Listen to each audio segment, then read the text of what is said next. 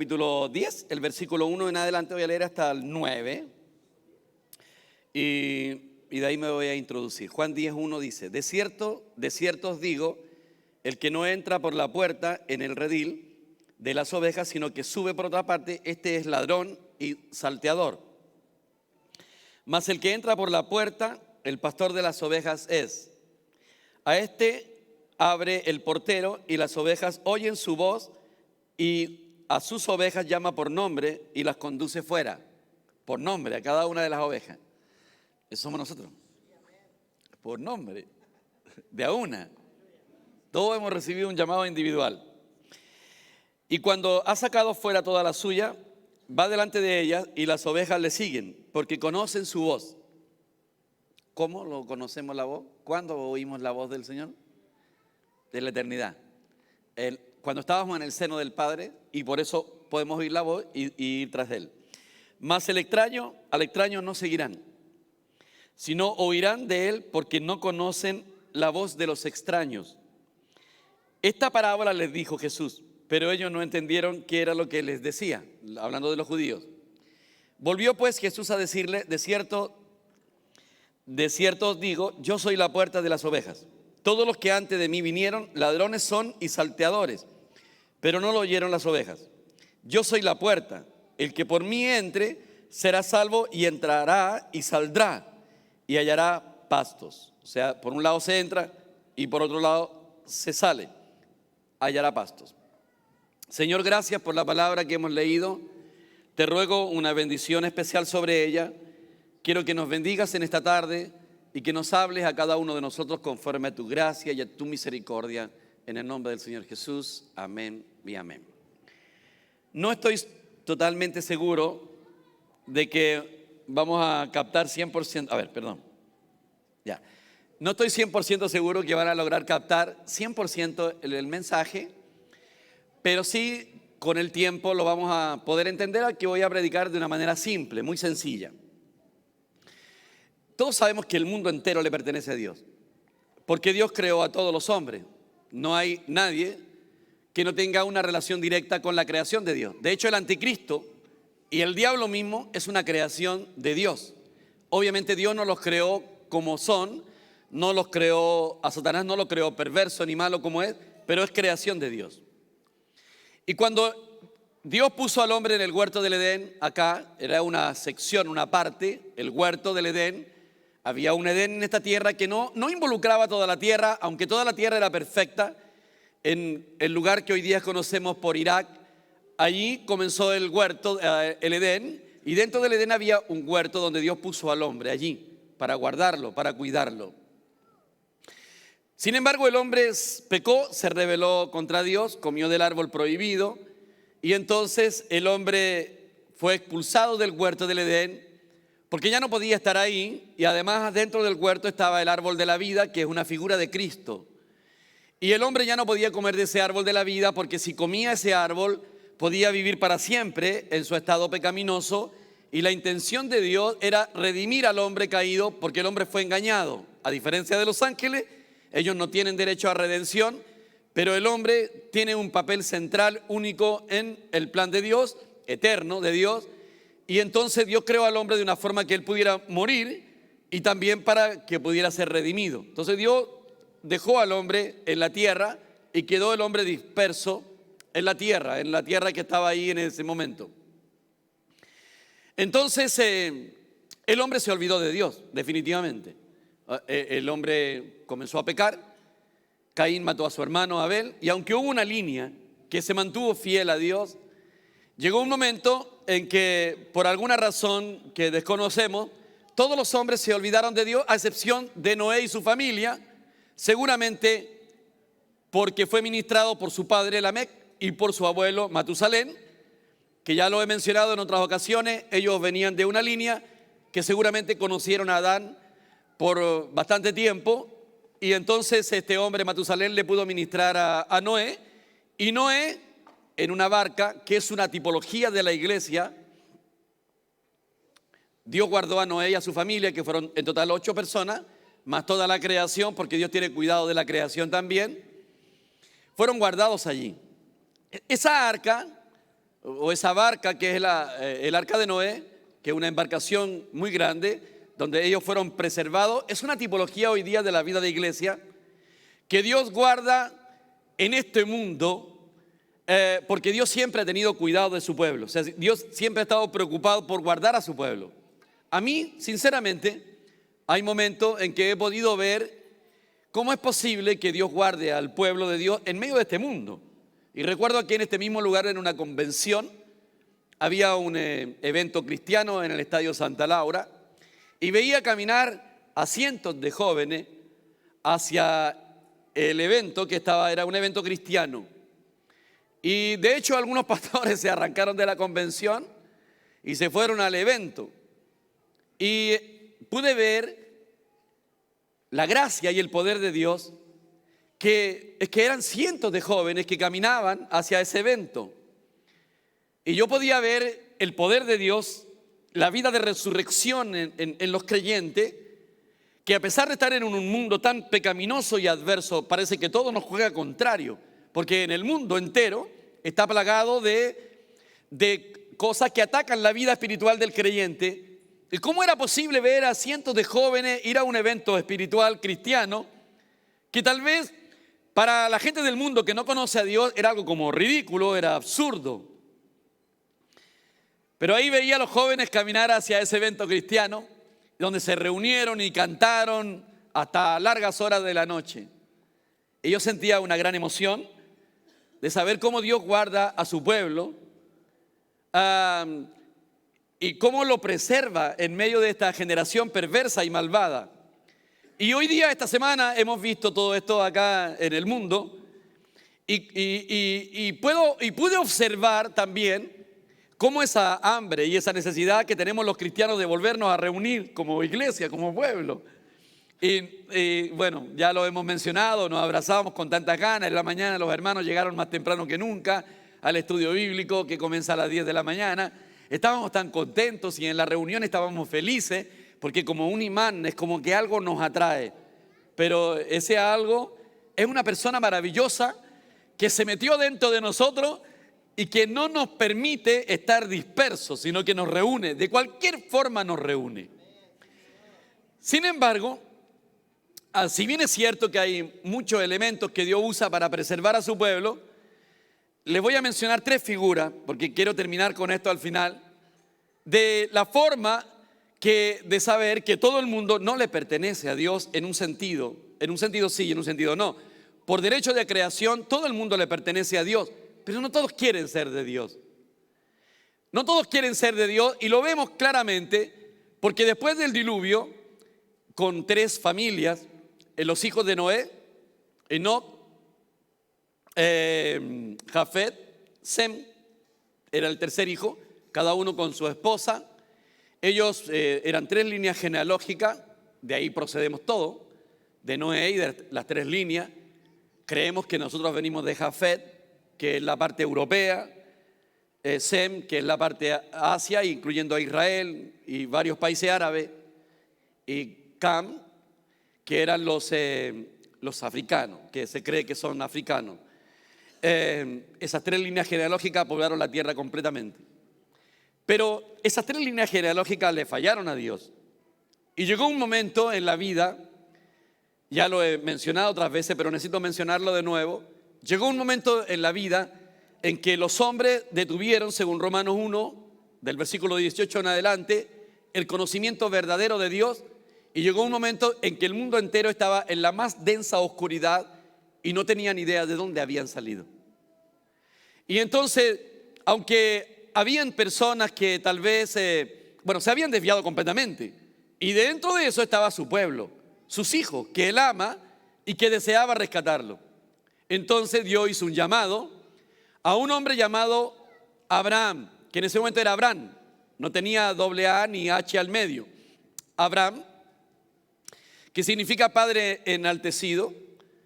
Y este hombre era un hombre sincero, pero era equivocado. Su padre era un adorador de ídolos. En este momento nadie servía a Dios, nadie amaba a Dios. Por lo menos nadie amaba al Dios verdadero. Tal vez había hombres sinceros que adoraban dioses paganos. Entonces Dios necesitaba sacar a ese hombre, Abraham, y de ese hombre, era un hombre llamado a salir, que en el fondo Abraham lo sacó el Señor a través de un llamado. No fue fácil obedecer, pero de Abraham descendimos todos los que tenemos la misma fe de Abraham. Entonces Dios llama a Abraham y lo llama a salir de su tierra y de su parentela a la tierra que él le mostraría, que en el fondo es una figura de entrar en la vida y en la persona del Señor Jesucristo. Entonces Dios llama a Abraham. Abraham no obedece al tiro. Su padre aparentemente fue el que tomó la decisión de salir después que murió su hermano, y que él lo vio como una reprensión de parte de Dios de llevarse al hermano Aram, si no me equivoco, y de esta manera Abraham sale con su padre. En el fondo su padre lo llevó, pero Abraham todavía no obedecía completamente, y entonces muere su padre y Abraham entiende que esto es obra de Dios. Se llevó a dos hombres, a su hermano y a su padre, con tal de que Abraham obedezca, porque de Abraham dependía la salvación de toda la humanidad.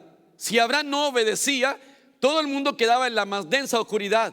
Por lo tanto, Dios llama a Abraham, lo saca de esa tierra. Bueno, tiene que llevarse a dos familiares para que Abraham entienda. Se cree que Abraham, después de haber recibido el primer llamado en Mesopotamia, tienen que haber pasado 50 años, porque todos nosotros de alguna manera hemos recibido un llamado temprano y no obedecimos al tiro.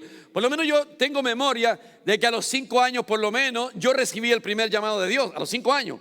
Pero yo no obedecí, pues tenía cómo obedecer, no sabía cómo obedecer. Después recibí varios llamados cuando tenía como los 10 años, que fue cuando sentí el impulso de hacer la primera comunión. Busqué lo que tenía en ese momento a mi alcance y estuve muchos meses recibiendo enseñanzas de catecismo, y de alguna manera igual van causando un impacto en la vida de uno. Mi abuela siempre nos hablaba, y después, como tenía 12 o 14 años, yo recuerdo perfectamente cómo yo recibía el llamado de Dios. Pero no sabía cómo obedecer. No, el evangelio no estaba muy propagado, y los cristianos, principalmente evangélicos, aunque yo no los conocía en ese momento, era motivo de risa, de burla. Nadie quería ser evangélico en ese tiempo. El punto es, hermano, que Abraham recibió ese llamado, salió, y Dios dijo que de Abraham iba a haber una descendencia terrenal y una descendencia celestial. La terrenal corresponde al pueblo de Israel y la celestial corresponde a los creyentes del Nuevo Testamento, a la iglesia.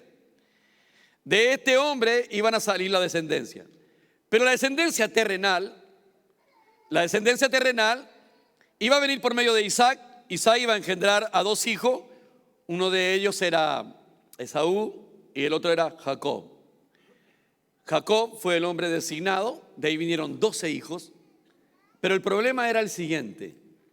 El problema era que de Jacob vinieron 12 hijos y una hija llamada Dina, los cuales iban a conformar las 12 tribus de Israel. Pero Dios tenía que guardar a los hijos de Jacob, porque en la tierra de Canaán se iban a casar y se iban a dispersar cada uno para su lugar. Y entonces Dios, en su inmensa misericordia, utiliza un lugar para guardar al pueblo. Y en este caso utilizó a Egipto. Los llevó a la tierra de Egipto para que fueran guardados. O sea, Dios tenía un cuidado especial sobre el pueblo de Israel, y lo lleva a Egipto con la intención de guardarlo allí, que se multiplicaran, pero entre ellos, porque los egipcios no se relacionaban con los pueblos pastores. Era abominación para ellos unirse. Por lo tanto, es muy difícil que una egipcia o un egipcio se haya casado con un israelita. Era casi imposible. Pero Dios usó eso para preservarlos como pueblo, porque eran su pueblo. Y aunque no era la intención de que ellos estuvieran en Egipto, era la forma que Dios tenía de preservarlos. No lo miremos todo negativo. Sin embargo, Dios sabía que ellos estaban en lo mejor de la tierra y no iban a querer salir. Entonces Dios permitió que Faraón los hiciera esclavos y los trataran mal, porque estando en una buena tierra, ellos no iban a querer estar ahí, salir de ahí, de esa tierra. Estaban cerca del Nilo, en la tierra de Gosén, la mejor tierra de Egipto. Ellos tenían abundancia de cosas para comer y no iban a salir de ahí. Entonces Dios permitió que estuvieran ahí en ese lugar, confinados en ese lugar, y Faraón los empezó a hostigar, los hizo esclavos, los maltrató duramente. Más de 400 años estuvieron ahí. Ahora, yo no sé cuántos años fueron esclavos, no sé cuántos años los maltrataron, porque la Biblia no habla de eso. Espero que no haya sido los 400 años, sino que haya sido un breve tiempo. Sin embargo, fue suficiente como para que ellos empezaran a clamar y a reclamar que Dios los sacara de ese lugar, de esa esclavitud. A todo esto ya tenían ellos conocimiento de Dios, de lo que habían escuchado de Abraham, que ellos eran un pueblo especial, que Dios los había llamado. Hasta que aparece Moisés, el hombre que lo iba a sacar, y Dios usa a Moisés para sacar al pueblo que estuvo en un redil. Porque de eso estamos hablando aquí. Estamos hablando de un redil. Un redil no es un lugar correcto, pero que Dios usa para preservar al pueblo. Es en ese redil, ahí en ese lugar estuvieron guardados y era el lugar que Dios tenía para ellos. Y luego los saca y los lleva por una travesía, una odisea que ninguno de nosotros hubiese querido estar. Porque aunque vieron todos los milagros y vieron el mar abrirse, era realmente difícil entrar en esa odisea. Porque imagínense, estuvieron 40 años vagando en un desierto, no tenían almacenes ni comida, no estaban cerca de nada. Fueron guardados de una manera milagrosa por 40 años en el desierto, con comida, y tenían que entrar a una tierra. Ya no podían regresar a Egipto porque Dios había cerrado el mar, pero tenían que entrar a la tierra de Canaán, donde estaba lleno de naciones poderosas.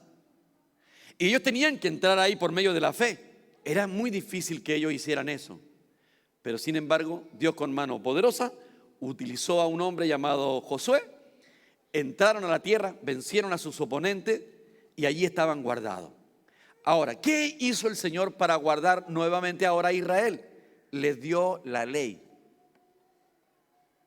La ley era un redil que los guardaba y los hacía diferente a todos.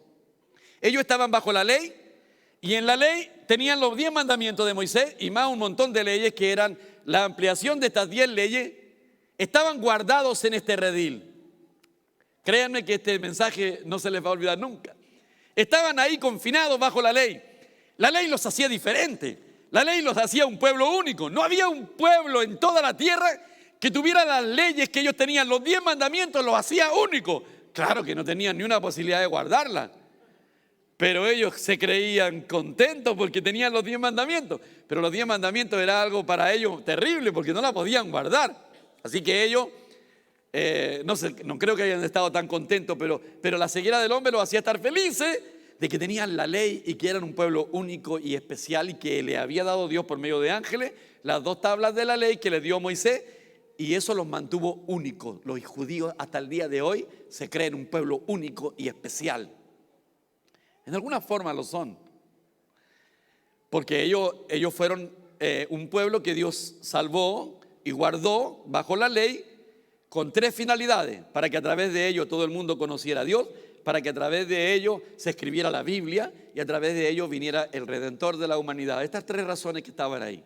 Jesús aparece aquí y les dice: de cierto os digo, el que no entra por la puerta en el redil de las ovejas, sino que sube por otra parte, este es un ladrón y un salteador. Entonces le está hablando a ellos que ellos están en un redil, no en un rebaño. Hay una diferencia entre estar en el rebaño y estar en el redil. El redil es algo permitido por Dios, que puede guardar al pueblo de Dios, pero no es el rebaño. Entonces el Señor dice: yo soy la puerta para que ustedes entren al redil, y soy la puerta para que salgan del redil. Nadie puede salir de un redil a menos que lo haga por la puerta, y la puerta es Cristo, porque él mismo dice: mas el que entra por la puerta, el pastor de las ovejas es. Él mismo es la puerta y él mismo entra por su propia puerta. Y luego dice: este abre el portero y las ovejas oyen su voz, y sus ovejas llama por nombre y las conduce fuera del redil. Entonces, aquí voy a entrar en el tema, pero no haberlos mareado con esa introducción.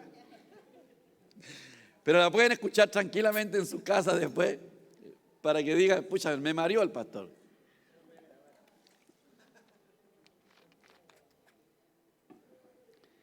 Cuando la iglesia comenzó, en los inicios, era un rebaño. No estaban en el redil. Todos los cristianos estaban dentro del redil, en este caso representado por la ley. Entonces el Señor llamó y los llamó a todos para hacer un solo rebaño, porque la idea de Dios siempre ha tenido un solo rebaño que es su iglesia, un rebaño que tenga un solo pastor. Ese pastor es el Señor Jesucristo. Sin embargo, el diablo, como vemos los que siguen los mensajes de la mañana, ya llevo 3, y hablando de la iglesia de Pérgamo que se unió con el Estado, entonces la iglesia cayó en una degradación. El diablo trató de matar la vida de iglesia porque él no quiere que la iglesia cumpla el objetivo ni el propósito de Dios. No quiere, eso no lo quiere. Entonces el diablo entorpece al pueblo de Dios para que cumpla el propósito de Dios. Quiero que sepan una cosa es ser salvo de la condenación, y para eso solamente se requiere haber recibido a Cristo en el corazón. Pero para cumplir el propósito de Dios, nosotros debemos de permanecer en el rebaño, en la persona de Jesucristo, y el diablo ha tratado de distorsionar eso. Llegó un momento que nace la Iglesia Católica, que cayó en la más densa oscuridad. Voy a hablar la próxima semana de la iglesia de Tiatira, que es representada por la Iglesia Católica. Hablé de la iglesia de Pérgamo hoy día, tienen que escuchar esa predicación. Y entonces la Iglesia Católica significa única, universal. En el fondo católico significa universal. Y lo era porque era una sola iglesia y esto involucraba a todos los creyentes. Pero muchas cosas pecaminosas fueron introducidas a la iglesia única, y entonces de ahí nace la iglesia protestante y se sale, y solo que se divide en denominaciones. Esto significa que entraron en un redil, no en el rebaño. O sea, todo creyente que ha llegado a una iglesia denominacional ha entrado a un redil, no a un rebaño, no al rebaño, porque rebaño tiene que haber uno solo. Eso es lo que habla aquí el libro de Juan. Hay un rebaño, Él es la puerta. O sea, Dios nos permitió a nosotros nacer dentro de una denominación. Algunos son pentecostales. Yo la primera iglesia que llegué fue, aparte de la iglesia católica, que en el fondo nunca me sentí, aunque me sentía, pero no estaba, porque en el fondo no iba nunca a misa, hermano. Iba una vez cada 2 años y llegaba 10 minutos que se acabara porque me aburría. Era la verdad. ¿Para qué quiere que le? La única vez que perseveré fue cuando hice la primera comunión. No aprendí ni una cuestión, pero estuve ahí 9 meses y perseveré. Entonces, cuando nosotros nos convertimos, la primera vez que yo fui a una iglesia, y ahí está el hermano Osvaldo, fue a una iglesia metodista pentecostal. Allá está el hermano Osvaldo. Y él conoce, y el pastor todavía está vivo, Pastor Pedraza, ¿cierto? Está su hijo ahora ahí. Y entré por primera vez a iglesia pentecostal. Eso es un redil, no es el rebaño. Mi esposa me sacó de esa iglesia con su artimaña. Ellas saben cómo hacerlo. Y me sacó de esa iglesia y me llevó a la iglesia que ella estaba, que era la iglesia del Evangelio Cuadrangular. Y entonces llegamos a esa iglesia, habían poquitos hermanos, y ahí perseveré hasta el día, bueno, no sé hasta cuándo. Voy a tomar un poco de agua. Corta la grabación.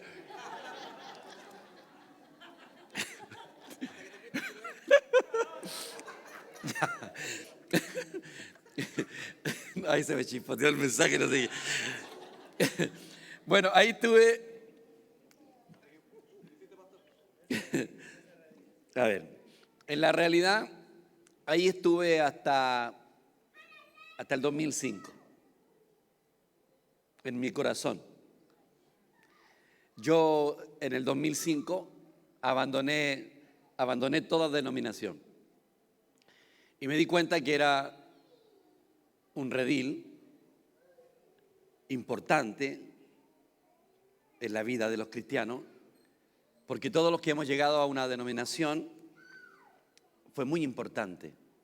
Fue el medio donde Dios nos usó para que nosotros fuéramos salvos y fuimos guardados de allí.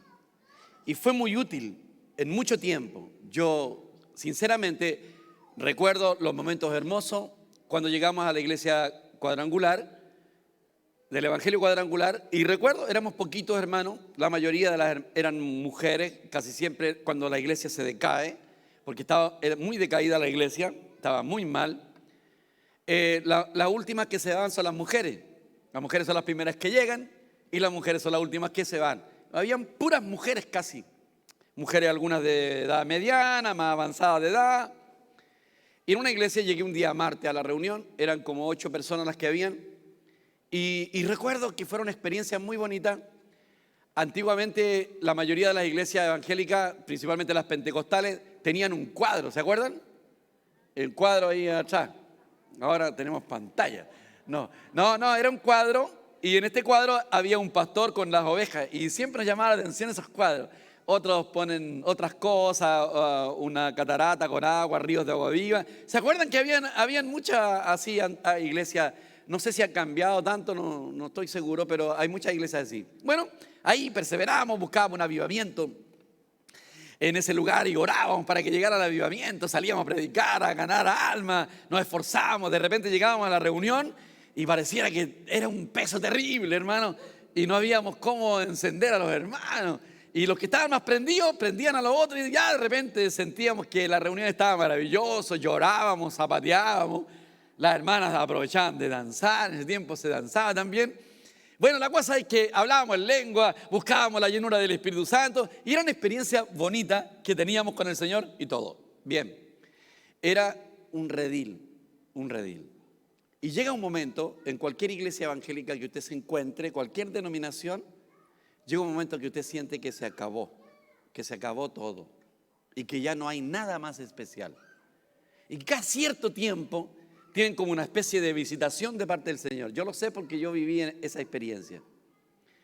Entonces, hace unos días atrás recibimos un mensaje de alguien que se sale de la organización, ahora se sale de la iglesia cuadrangular, se salió ya, y se fue buscando una denominación, una iglesia mesiánica, que es una mezcla de judío con Cristo, pero no de la manera que nosotros podríamos imaginar. Porque hay un hambre, hay una necesidad, hay una... usted nunca va a encontrar ninguna iglesia evangélica, nunca va a escuchar que una iglesia evangélica... A ver, no, dije mal. Usted, donde quiera que vaya una iglesia evangélica, está orando por un avivamiento. Siempre. Usted, iglesia evangélica que vaya, usted va a escuchar que en los momentos de oración están orando por un avivamiento, que nunca llega. Y la razón es la siguiente. El avivamiento es volverse a la vida. Y volverse a la vida es volverse a Cristo. Cuando usted tiene a Cristo como en su primer amor, como en su primer lugar, usted ama. Voy a decirlo para que ustedes no lo olviden. Hay 3 cosas que debemos de nunca jamás olvidarlas. Lo dije en la mañana y lo voy a repetir a ustedes ahora, los que no vinieron. Usted debe amar a Cristo por sobre todas las cosas. Debe amar la vida de iglesia y debe alimentar a los hermanos. Si usted mantiene estas 3 cosas vigentes en la vida de iglesia, usted se va a mantener vivo. Obviamente esto no es individual, es corporativo. La iglesia entera, todo es corporativamente hablando. Entonces estábamos dentro de ese redil, pero usted nota que en un redil es permitido por Dios. Pero hay una diferencia entre algo que es permitido por Dios y algo que es la voluntad de Dios. O sea, estar en una denominación, en un redil, es estar en la voluntad permisiva. ¿Qué es la voluntad permisiva? Es la voluntad que Dios permite. ¿Qué es lo que Dios permite? Es como cuando el hijo le dice, papá, dame permiso para ir a tal lugar. No. Ahí vuelve otra vez el hijo. Papá, dame permiso, po. No. Y a la larga lo que hacemos siempre los maridos. Vuelve otra vez el hijo y le pide permiso. Te dije que no. Anda a preguntar a tu mamá. Y allá parte el hijo a donde la mamá, y la mamá le dice, pregúntale a tu papá. No, si él me mandó para acá. No sé yo, dice la mamá. Si él te dice que sí, de acuerdo. Al final el papá le dice, ¿sabes qué más? Me aburriste. Ándate. Eso es andar en la voluntad permisiva. Es lo que Dios permite, pero que no es lo que Dios quiere. Esa es la voluntad permisiva. Cuando estaba hablando a alguien, yo, una persona muy cercana, y le dije lo grave y lo pecaminoso que es que pongan el nombre de su denominación casi, no casi, es por sobre el nombre de Cristo. Es un pecado grave. Decir yo soy de Pablo, yo soy de Apolo, soy de Cefa, es lo mismo que decir soy bautista, soy pentecostal o soy de la denominación que se me ocurra. Es tan pecaminoso. Entonces cuando estaba hablando a alguien, elimina de tu corazón al menos la denominación, abandona el redil deja esa denominación, porque si hay algo que los católicos se ríen de los evangélicos, bueno, pero por lo menos nosotros somos una sola iglesia y ellos tienen toda la razón. Ellos nos superan lejos en eso. En cambio, ustedes están divididos en montones de denominación. ¿Y qué podemos decir al respecto? Nada. Entonces, ¿qué es estar dentro de una denominación? Estar dentro de un redil. Que Dios no quiere que Dios está de acuerdo mientras nos guarda, porque el redil nos guardó. Dentro del redil está el pueblo de Dios. O sea, dentro de la iglesia pentecostal está el pueblo de Dios y Dios ha guardado a ese pueblo allí dentro de ese redil. Dentro de otra iglesia, sea bautista, aliancista, lo que sea, el nombre que sea, Dios ha permitido, vuelvo otra vez a decir, no es lo que Dios quiere, pero lo permite para guardar al pueblo de Dios ahí. Y vaya que lo ha guardado, porque en alguna forma todos los creyentes han sido guardados dentro de una denominación. Pero a medida que se acerca la voluntad de Dios, el Señor dice, deben abandonar el redil. Yo soy la puerta para que ustedes hayan entrado al redil, pero ahora soy la puerta para que salgan del redil. Ahora, usted dirá, ¿y quién hace eso? Sí, comenzó en el año 1800 y no ha parado. Lo que pasa es que no es bullado porque no se transmite demasiado, pero hay cientos y miles de iglesias locales que no tienen nombre denominacional. Y se han parado en el terreno de la iglesia y no aceptan que ningún nombre denominacional venga sobre sus cabezas. Tienen una luz impresionante. Mientras yo le ministraba a un pastor la palabra que se ministra dentro de la iglesia, él dio un salto así, él falleció ahora, él dio un salto y me dijo, Juan Carlos, esta luz no puede estar oculta. Obviamente que no, pero no todos se abren, no todos quieren abrirse, porque no están dispuestos a abandonar el redil, porque les gusta, porque dentro del redil hay muchas cosas entretenidas, hay muchas cosas que uno valora, como la jerarquía eclesiástica, la pompa de sentirse importante, esa distancia que hay entre el pastor y el miembro de la iglesia. O sea, hay muchas cuestiones que son cómodas para estar ahí, pero llega el momento que la persona debe salir para entrar en el rebaño y debe partir con el corazón. Porque una vez le ministraba a un pastor y me dijo, bueno, ¿y entonces qué hacemos? Parte por tu corazón. Nunca más vuelvas a nombrar y decir que perteneces a una denominación. Tú perteneces a la iglesia única, la universal, que está compuesta por todos los creyentes que han nacido de nuevo. Y luego tienes que tomar la iglesia local, que la iglesia local, el único nombre que debe tener es el nombre de la localidad en la cual está compuesta la iglesia, donde está ubicada. Usted dirá, esto es imposible, pero el Señor siempre se reserva un pueblo fiel. El Señor dice, tengo 7,000 que no han doblado sus rodillas ante Baal. 7,000. ¿Y qué de los otros cristianos? También son hijos de Dios, pero no se paran en el terreno adecuado. ¿Y cómo lo podemos prefigurar? En el Antiguo Testamento, el pueblo cayó, al igual que hoy día, en la idolatría, el pueblo de Israel. Y fueron llevados cautivos a Babilonia, donde está Irak ahora. Fueron llevados cautivos a Babilonia.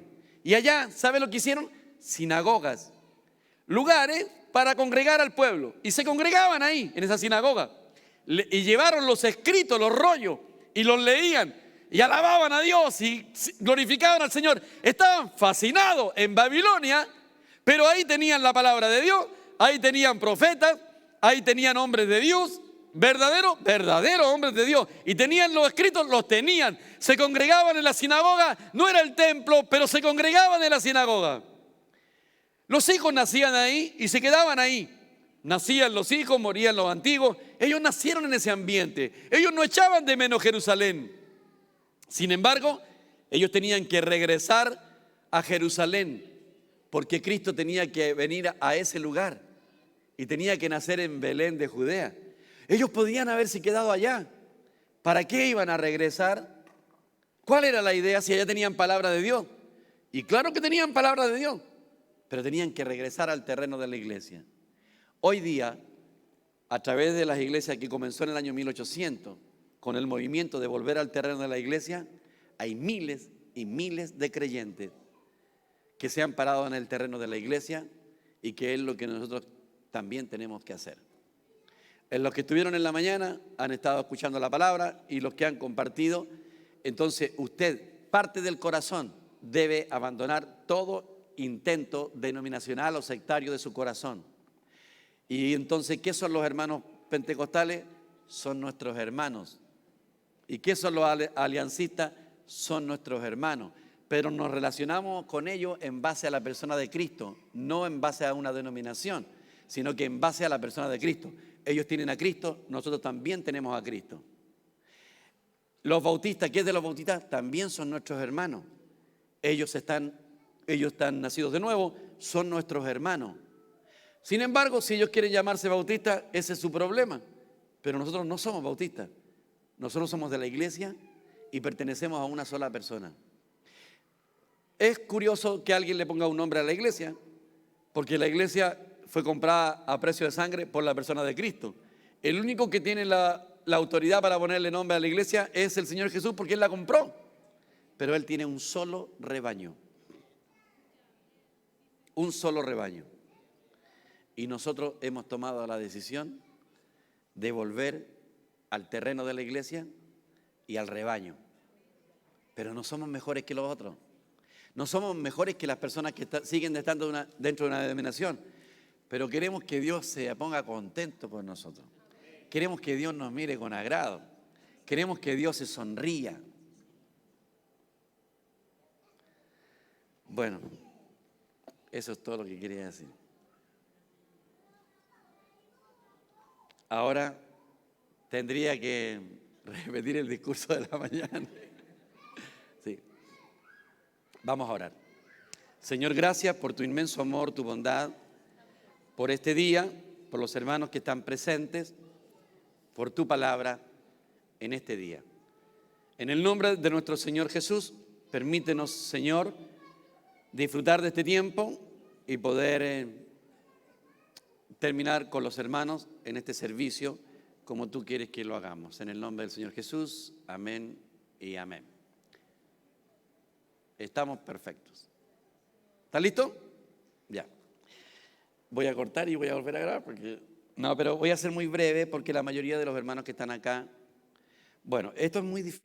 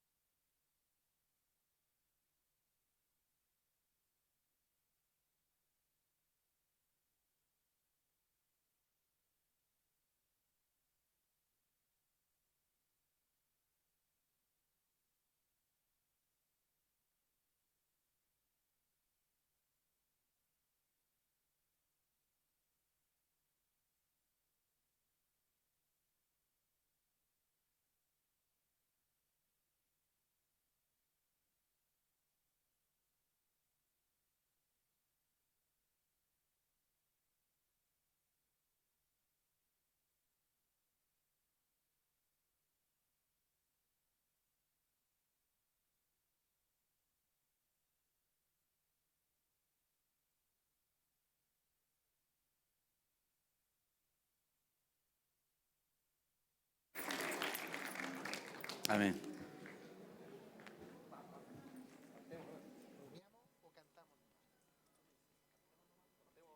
Cantemos. Después vamos a rumiar mejor. Cantemos.